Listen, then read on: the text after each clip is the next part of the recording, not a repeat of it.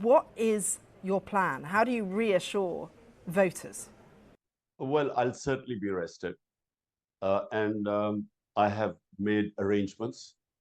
I've appointed a group of 10 to 15 people who will then make all the decisions by consensus, but I haven't announced them.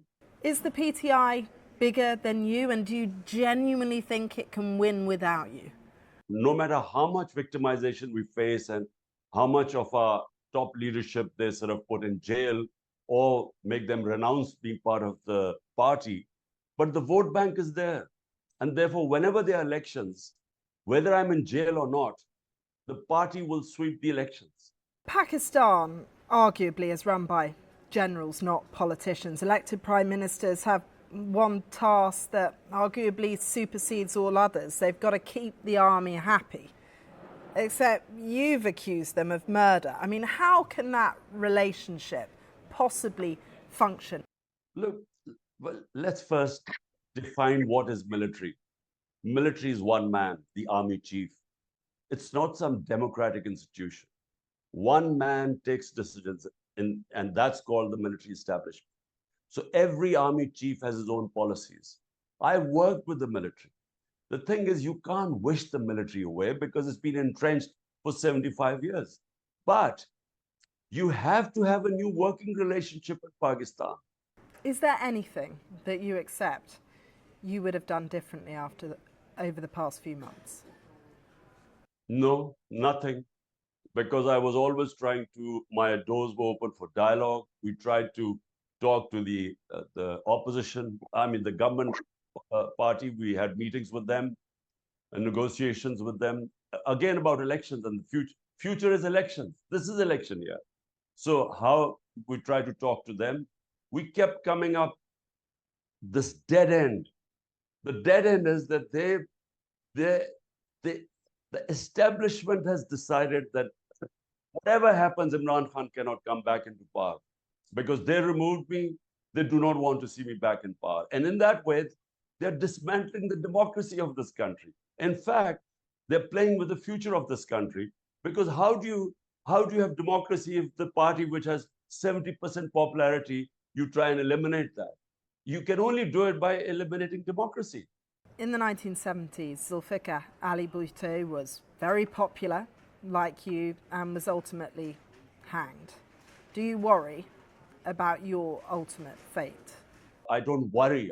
I don't worry about whether I live or how long will I live. But all I know is that for 27 years, I have been,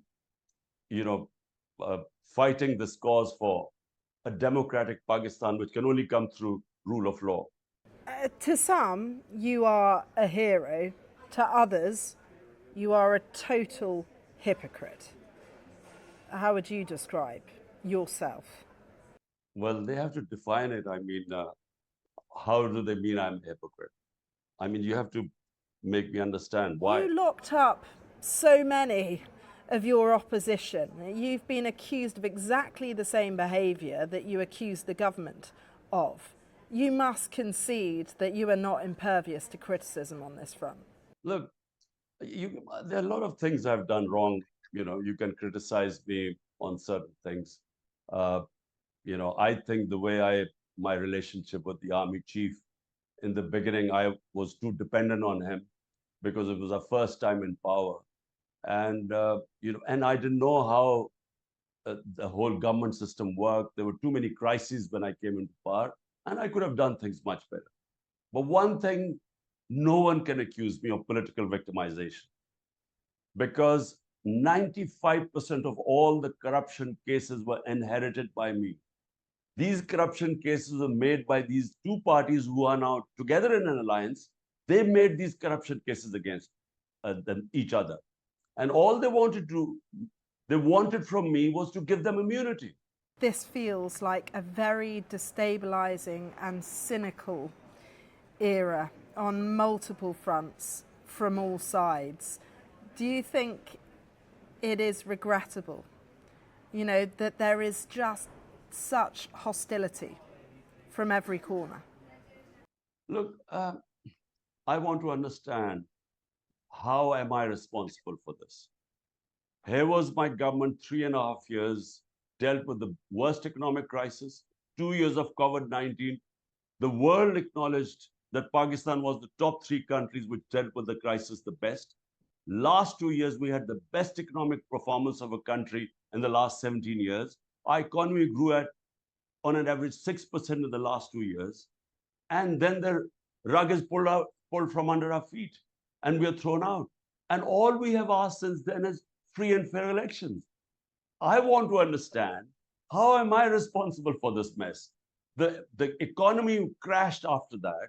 In 14 months, our economy, we have the worst economic indicators in our history. And all they are trying to do is to victimize me so that I don't come into power. In fact, dismantle our democracy. I want to understand, how am I responsible for this? You've compared yourself to Nelson Mandela. Do you worry that this is a party entirely built around your personality? Look, I have never compared myself with Nelson Mandela. All I have said is that there are two types of people who come into politics. People like Mandela, people like our great leader Quaid-e-Azam, people like Gandhi, people who come into politics, for a mission. Then there are people who are career politicians. So I like to think that, I didn't need a career. I mean, I was already the biggest name in the country. I didn't need to come into politics. And no one spends 22 years of his life basically in the wilderness. So therefore, for me, it was always a mission, a movement for justice, rule of law. And I repeat, that's what first time I saw in England when I went in as a teenager, because here was military dictatorship at the time. So rule of law and a welfare state. So that's what I've been struggling for. You say you haven't had any kind of backroom negotiations with the military. What about the government? There is no point in having negotiations with the government, because they're controlled by the army chief. I mean, what he says goes. These parties have nothing. They know that in these elections they'll be wiped out. So they're completely dependent upon the establishment.